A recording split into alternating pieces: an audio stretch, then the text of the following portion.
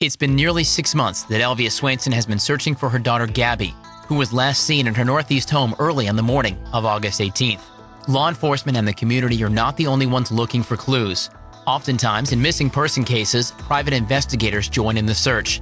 The search for Gabby is no different. A lot of times with cases like this, there's going to be people involved, and there's going to be people with information who may have just had bad experiences in the past with law enforcement. They may be more willing to talk to someone who isn't looking to get them in trouble, who's there just to gather information. J.L. Gilreath works with Stillinger Investigations, who was hired by Gabbiee to help find her daughter. In a case like this, I mean, our goal is to help find Gabby, and that's it. In the middle of the investigation is Freddie Grant, a man with a known criminal history, a man who, according to law enforcement, is the only suspect in Gabby's disappearance. A man who has been called a monster by Sheriff Leon Lott, and a man who owns a house that is reported to be within 400 yards of the last known location of Gabby's cell phone. It's in this house, according to investigator Gilreath, that duct tape with Gabby's DNA was discovered.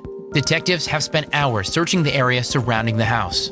The search included a 6.5-acre junkyard located down a well-beaten path and across railroad tracks from Grant's house.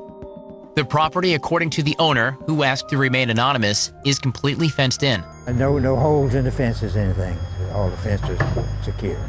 But when investigators wanted to look around, he gave consent. Well, really, I didn't think it was anything in there, but I didn't object to them looking, So we had crushed out the yard, basically. It was in this lot, full of underbrush and old cars, that another piece of evidence was found linking Gabby to the area. They did find the duct tape here, too, that had Gabby's hair and her DNA on it also.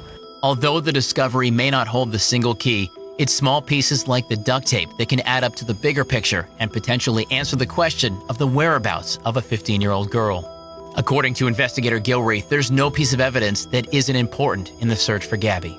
It's been several months, but people still remember things, people still find things, people still hear about things. No matter how insignificant or small it might be, it's not insignificant in light of the situation. So is the secret to Gabby's whereabouts located somewhere here in the 6.5-acre property in Elgin? Well, law enforcement doesn't think so, but one thing is for sure, somewhere, somebody has information as to what happened to Gabbiee Swainson. If you have any information, regardless of how large or small you think it might be or how important it might be to the investigation, you're urged to call Crime Stoppers at 1-888-CRIME-SC.